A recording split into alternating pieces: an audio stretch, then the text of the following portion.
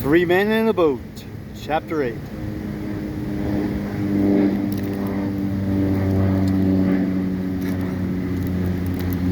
We stopped under the willows by Kempton Park and lunched. It is a pretty little spot there, a pleasant grass plateau running along by the water's edge and overhung by willows. We had just commenced the third course, the bread and jam, when a gentleman in shirt sleeves and a short pipe came along and wanted to know if we knew that we were trespassing.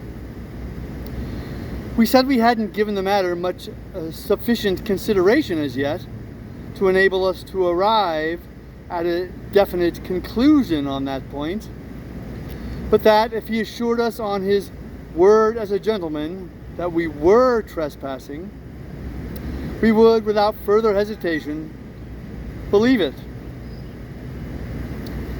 He gave us the required assurance and we thanked him, but he still hung about and seemed to be dissatisfied. So we asked him if there was anything further that we could do for him. And Harris, who is of a clumsy disposition, offered him a bit of bread and jam. I fancy he must have belonged to some society sworn to abstain from bread and jam, for he declined it quite gruffly, as if he were vexed at being tempted with it. And he added that it was his duty to turn us off. Harris said that if it was his duty, it ought to be done, and asked the man what his idea with regard to the best means for accomplishing it. Harris is what you would call a well-made man of about number 1 size, and looked hard and bony, and the man measured him up and down, and said he would go and consult his master, and then come back and chuck us both into the river. Of course, we never saw him anymore, and of course all he really wanted was a shilling. There are a certain number of riverside roughs who make quite an income during the summer by slouching about the banks and blackmailing weak-minded noodles in this way. They represent themselves as sent by the proprietor. The proper course to pursue is to offer your name and address and leave the owner, if he really has anything to do with the matter, to summon you and prove what damage you have done to his land by sitting down on a bit of it. But the majority of people are so intensely lazy and timid that they prefer to encourage the imposition by giving in to it rather than put an end to it by the exertion of a little firmness. Where it is really the owners that are to blame, they ought to be shown up. The selfishness of the riparian proprietor grows with every year. If these men had their way, they would close the River Thames altogether. They actually do this along the minor tributary streams and in the backwaters. They drive posts into the bed of the stream and draw chains across from bank to bank, and nail huge notice boards on every tree. The sight of these notice boards rouses every evil instinct in my nature. I feel I want to tear each one down and hammer it over the head of the man who put it up until I have killed him. And then I would bury him and put the board up over the grave as a tombstone. I mentioned those feelings of mine to Harris, and he said he had them worse than that. He said he had not only felt he wanted to kill the man who caused the board to be put up, but that he should also like to slaughter the whole of his family and all his friends and relations, and then burn down his house. This seemed to me to be going too far. And I said so to Harris. But he answered, Not a bit of it. Serve 'em all jolly right, and I'd go and sing comic songs on the ruin. I was vexed to hear Harris go to this bloodthirsty strain. We never ought to allow our instincts of justice to degenerate into mere vindictiveness. It was a long while before I could go get Harris to take more Christian view of the subject. But I succeeded at last, and he promised me that he would spare the friends and relations at all events, and would not sing comic songs at the ruins. You have never heard Harris sing a comic song, or you would understand the service I had rendered to mankind. It is one of Harris's fixed ideas that he can sing a comic song. The fixed idea, on the contrary, among those of Harris's friends who have heard him try, is that he can't, and never will be able to do, and that he ought not to be allowed to try. When Harris is at a party and is asked to sing, he replies, "Well, I can only sing a comic song, you know." And he says it in a tone that implies that his singing of that, however, is a thing that you ought to hear once and then die.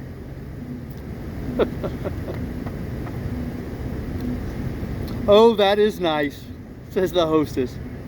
"Do sing one, Mr. Harris." And Harris gets up and makes for the piano with the beaming cheeriness of a generous-minded man who is just about to give somebody something. "Now silence, please, everybody," says the hostess, turning around. "Mr. Harris is going to sing a comic song." "Oh, how jolly," they murmur. And they hurry in from the conservatory and come up from the stairs and go and fetch each other from all over the house and crowd into the drawing room and sit around, all smirking in anticipation. Then Harris begins. Well, you don't look for much of a voice in a comic song. You don't expect correct phrasing or vocalization. You don't mind if a man does find out, when in the middle of a note, that he is too high and comes down with a jerk. You don't bother about time. You don't mind a man being 2 bars in front of the accompaniment and easing up in the middle of a line to argue it out with the pianist, and then starting the verse fresh. But you do expect the words. You don't expect a man to never remember more than the first 3 lines of the first verse, and to keep on repeating these until it is time to begin the chorus. You don't expect a man to break off in the middle of a line and snigger and say, "It's very funny," but he's blessed if he can think of the rest of it, and then try and make it up for himself, and afterwards suddenly recollect it when he has got to an entirely different part of the song, and break off without a word of warning to go back and let you have it then and there. You don't? Well, I will just give you an idea of Harris's comic singing, and then you can judge for it yourself. Harris, standing up in front of a piano and addressing the expectant mob. "I'm afraid it's a very old thing, you know. I expect you all know it, you know. But it's the only thing I know. It's the Judge song out of Pinafore. No, I don't mean Pinafore. I mean, you know what I mean. The other thing. You know. You must all join in the chorus, you know. Members of delight and anxiety to join in the chorus. Brilliant performance of prelude to the Judge's song in Trial by Jury by nervous pianist. Moment arrives for Harris to join in. Harris takes no notice of it. Nervous pianist commences prelude over again, and Harris, commencing singing at the same time, dashes off the first two lines of the first Lord's song out of Pinafore. Nervous pianist tries to push on with prelude, gives it up and tries to follow Harris with accompaniment to Judge's song out of Trial by Jury. Finds that doesn't answer and tries to recollect what he is doing and where he is, feels his mind giving way, and steps short.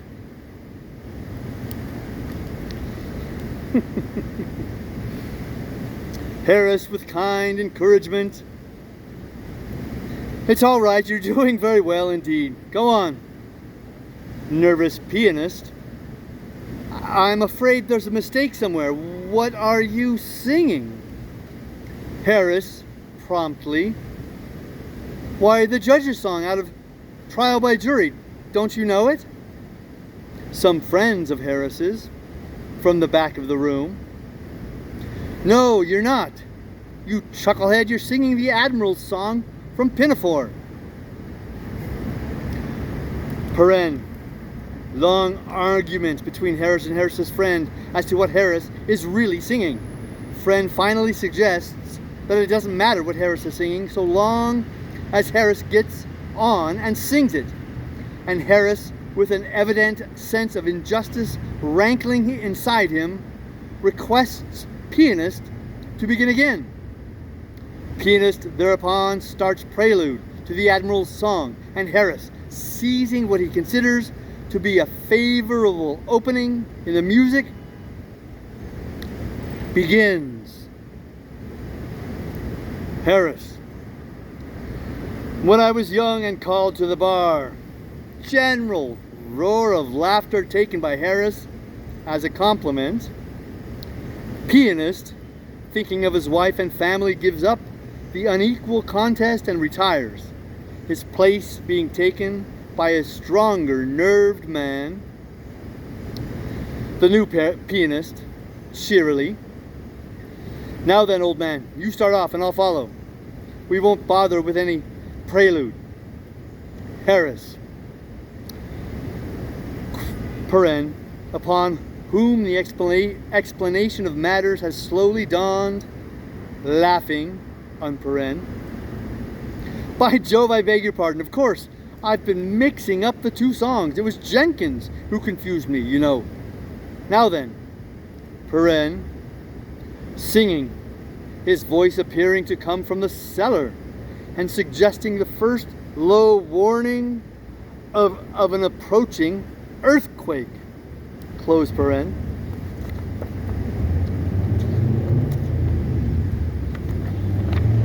Oh my.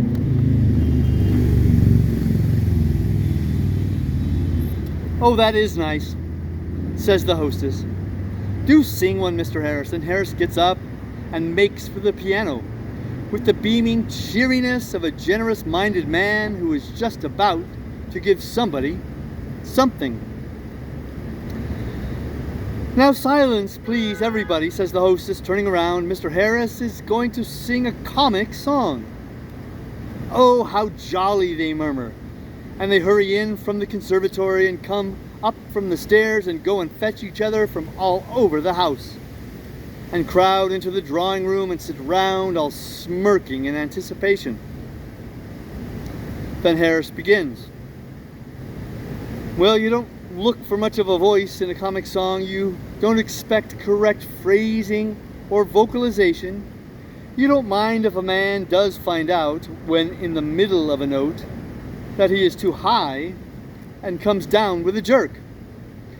You don't bother about time. You don't mind a man being 2 bars in front of the accompaniment and easing up in the middle of a line to argue it out with the pianist, and then starting the verse afresh. But you do expect the words. You don't expect a man to never remember more than the first 3 lines of the first verse, and to keep on repeating these until it is time to begin the chorus. You don't expect a man to break off in the middle of a line and sneer and say, "It's very funny."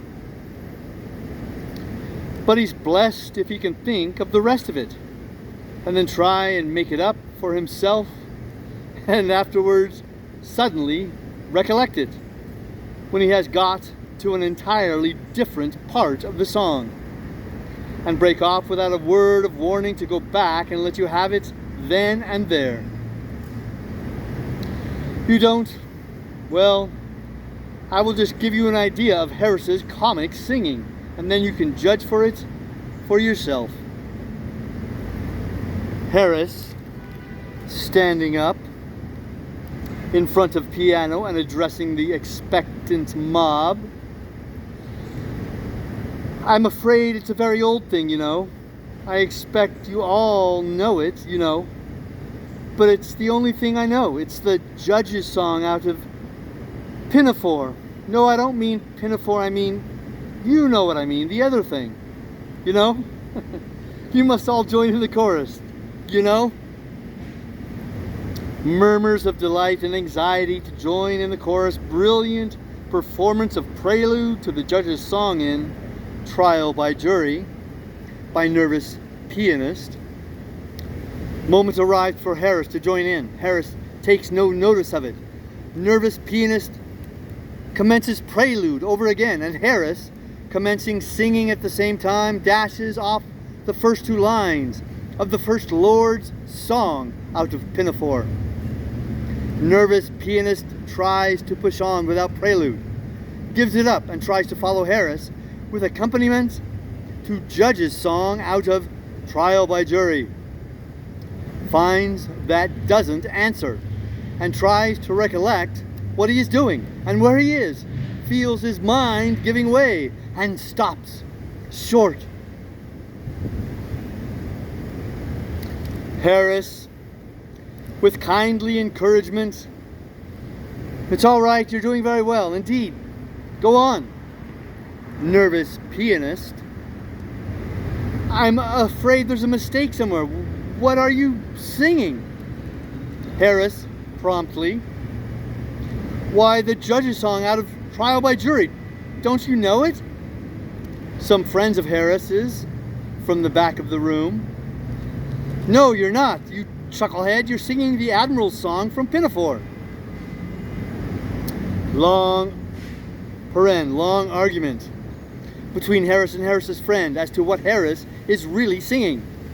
Friend finally suggests that it doesn't matter what Harris is singing so long as Harris gets on and sings it, and Harris, with an evident sense of injustice rankling inside him, requests pianist to begin again. Pianist thereupon starts prelude to the Admiral's song, and Harris, seizing what he considers to be a favorable opening in the music, begins. Harris, "When I was young and called to the bar," paren, general roar of laughter taken by Harris as a compliment. Pianist, thinking of his wife and family, gives up the unequal contest and retires, his place being taken by a stronger nerved man, unparen. The new pianist, cheerily, "Now then, old man, you start off and I'll follow. We won't bother about any prelude." Harris, paren, upon whom the explanation of matters has slowly dawned, laughing, paren, "By Jove, I beg your pardon. Of course, I've been mixing up the two songs. It was Jenkins who confused me, you know. Now then," paren, singing, his voice appearing to come from the cellar, and suggesting the first low warning of an approaching earthquake, paren. "When I was young, I served a term, an office boy to an attorney's firm." Aside to pianist, "It is too low, old man. We'll have that over again, if you don't mind." Sings first two lines over again in a high falsetto this time. Ooh, spider!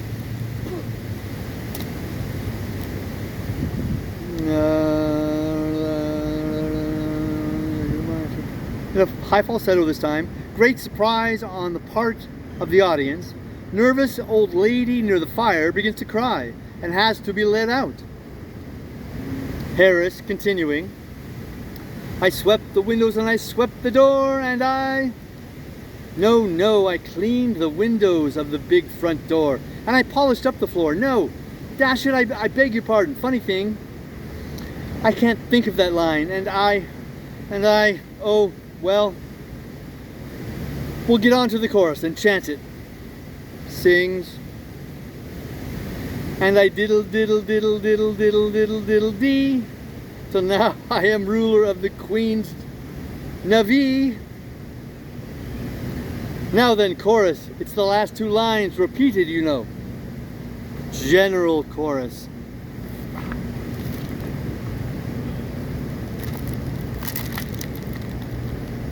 And he diddle diddle diddle diddle diddle diddle deed. Till now he is ruler of the Queen's Navee. And Harris never sees what an ass he is making of himself. And how he is annoying a lot of people who never did him any harm. He honestly imagines that he has given them a treat, and he says he will sing another comic song after supper. Speaking of comic songs and parties reminds me of a rather curious incident at which I once assisted, which, as it throws much light upon the inner mental working of human nature in general, ought, I think, to be recorded in these pages. We were a fashionable and highly cultured party. We had on our best clothes, and we talked pretty and were very happy. All except two young fellows, students just returned from Germany, commonplace young men who seemed restless and uncomfortable, as if they found the proceedings slow. The truth was, we were too clever for them. Our brilliant but polished conversation and our high-class tastes were beyond them. They were out of place among us. They never ought to have been there at all. Everybody agreed upon that.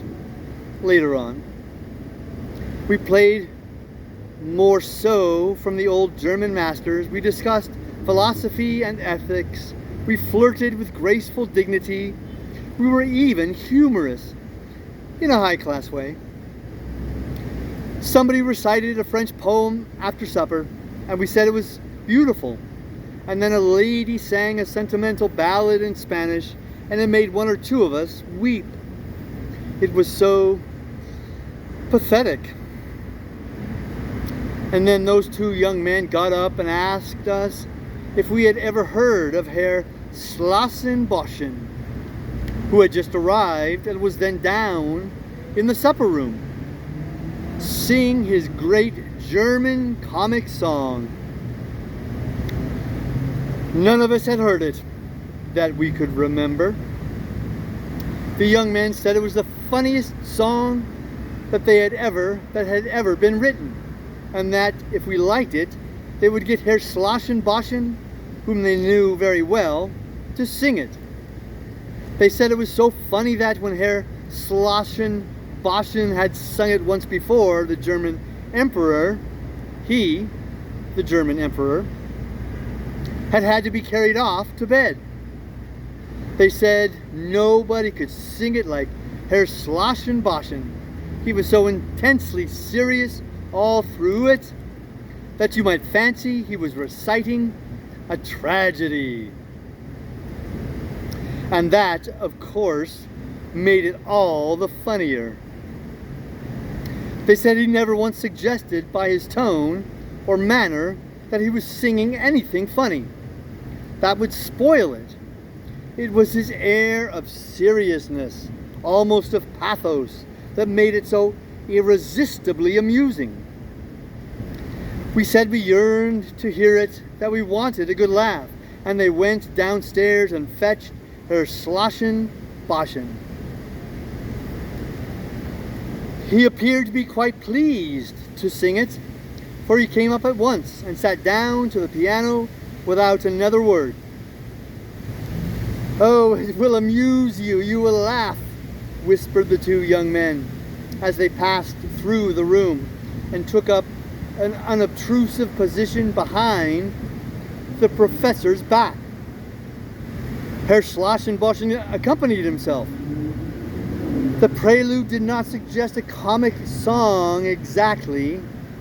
It was a weird, soulful air. It made one's flesh creep. But we murmured to one another that it was the German method and prepared to enjoy it. I don't understand German myself. I learned it at school, but forgot every word of it 2 years after I had left, and have felt much better ever since. Still, I did not want the people there to guess my ignorance. So I hit upon what I thought to be a rather a good idea. I kept my eye on the two young students and followed them. When they tittered, I tittered. When they roared, I roared. And I also threw in a little snigger all by myself now and then, as if I had seen a bit of humor that had escaped the others. I considered this particularly artful on my part. I noticed as the song progressed that a good many other people seemed to have their eyes fixed on the two young men, as well as myself. These other people also tittered when the young men tittered, and roared when the young men roared. And as the two young men tittered and roared and exploded with laughter pretty continuously all through the song, it went exceedingly well. And yet, that German professor did not seem happy. At first, when we began to laugh, the expression of his face was one of intense surprise, as if laughter were the very last thing he had expected to be greeted with. We thought this very funny. We said his earnest manner was half the humor. The slightest hint on his part that he knew how funny he was would have completely ruined it all. As we continued to laugh, his surprise gave way to an air of annoyance and indignation, and he scowled fiercely round upon us all, except upon the two young men who, being behind him, he could not see. That sent us into convulsions. We told each other that it would be the death of us, this thing. The words alone, we said, were enough to send us into fits, but added to his mock silliness, oh, it was too much. In the last verse, he surpassed himself. He glowered round upon us with a look of such concentrated ferocity that for our being forewarned as to the German method of comic singing, we should have been nervous. And he threw such a wailing note of agony into the weird music that, if we had not known it was a funny song, we might have wept. He finished amid a perfect shriek of laughter. We said it was the funniest thing we had ever heard in all our lives. We said how strange it was that, in the face of things like these, there should be a popular notion that the Germans hadn't any sense of humor. And we asked the professor why he didn't translate the song into English so that the common people could understand it and hear what a real comic song was like. Then Herr Schlossenboschen got up and went on awful. He swore at us in German, which I should judge to be a singularly effective language for that purpose. And he danced and he shook his fists and he called us all the English he knew. He said he never had been so insulted in all his life. It appeared that the song was not a comic song at all. It was about a young girl. Oh my gosh. Who lived in the Harz Mountains and who had given up her life to save her lover's soul. And he died and met her spirit in the air. And then in the last verse, he jilted her spirit and went off with another spirit. I'm not quite sure of the details, but it was something very sad, I know. Herr Boschen said he had sung once before the German emperor. And he, the German emperor, had sobbed like a child. He, Herr Boschen, said it was generally acknowledged to be one of the most tragic and pathetic songs in the German language. It was a trying situation, very trying. There seemed to be no answer. We looked round for the two young men who had done this thing. They had left the house in an unostentatious manner immediately after the end of the song.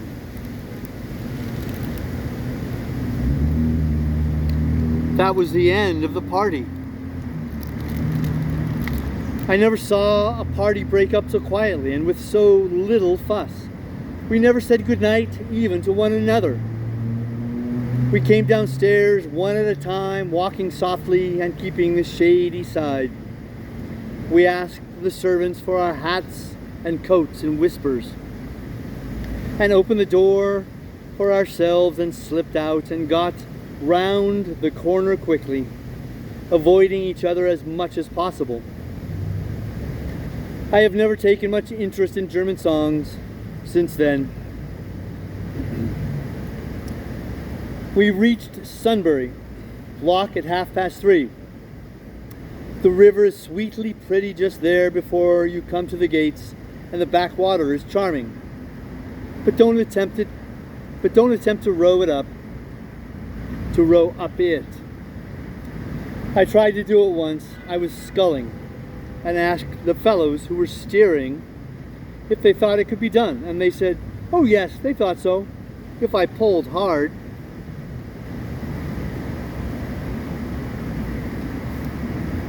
Oh, I lost my spot.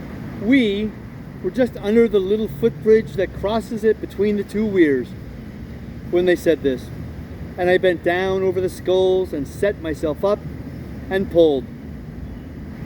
I pulled splendidly. I got well into a steady rhythmical swing. I put my arms and my legs and back into it. I set myself a good, quick, dashing stroke and worked in really grand style. My friends said it was a pleasure to watch me.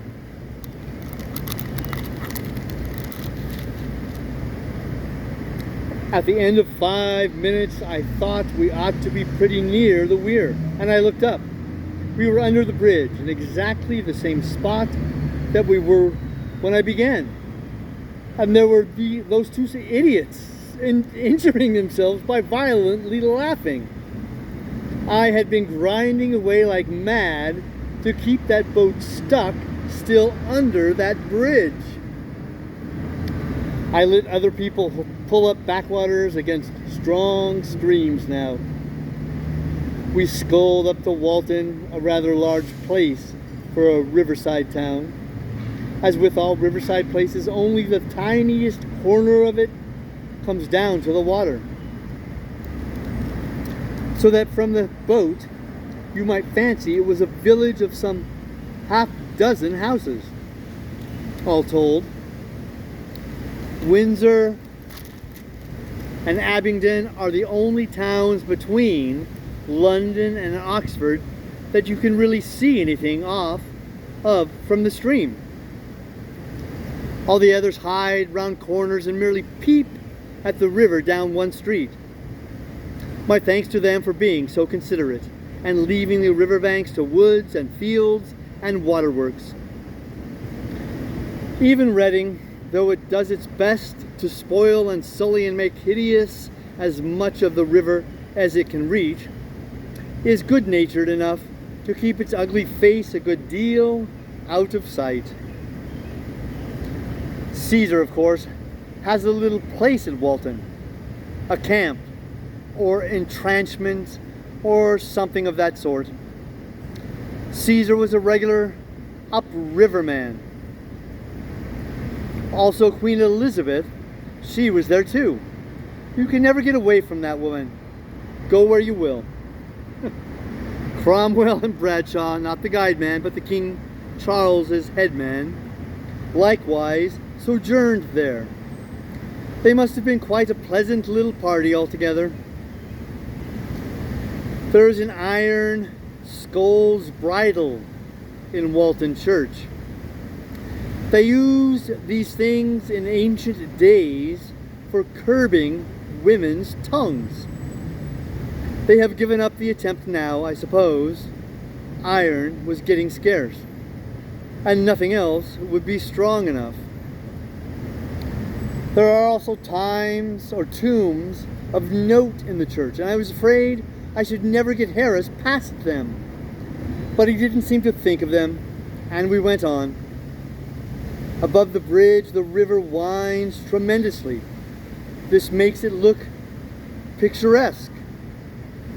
But it irritates you from a towing or scullying point of view and causes arguments between the man who is pulling and the man who is steering.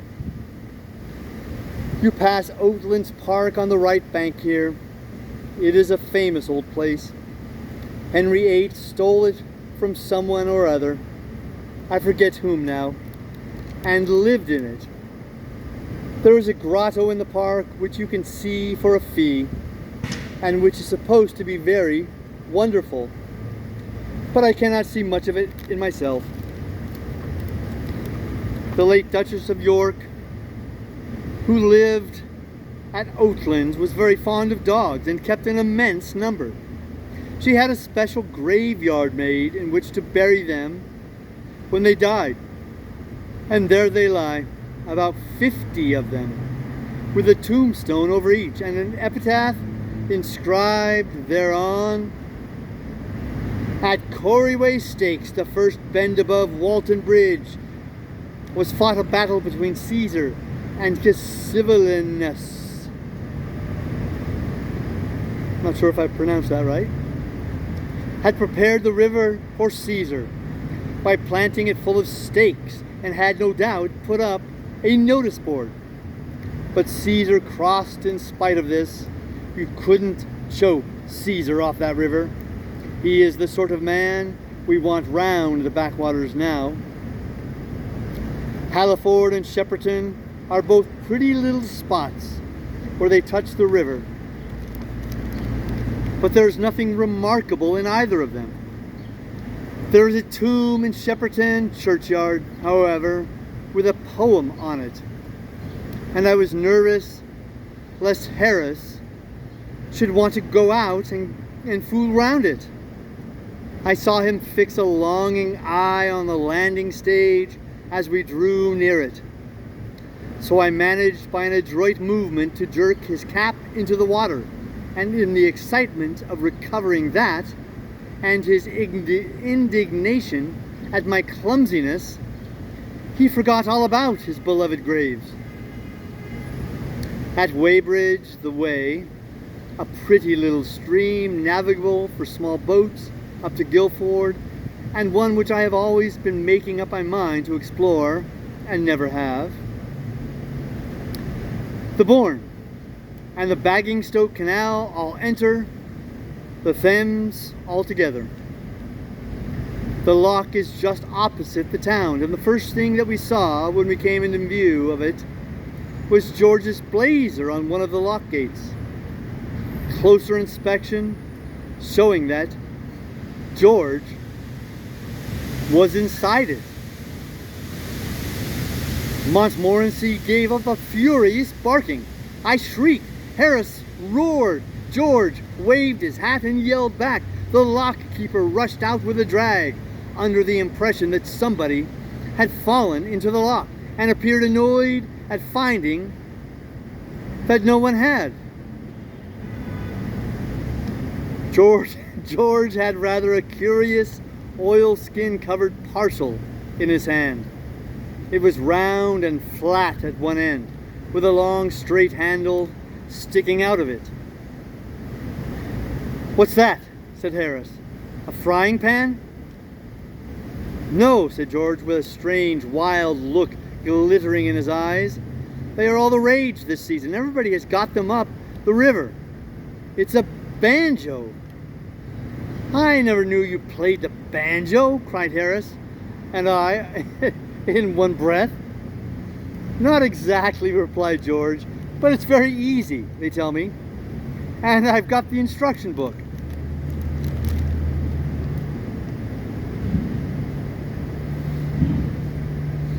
And that's how that one ends.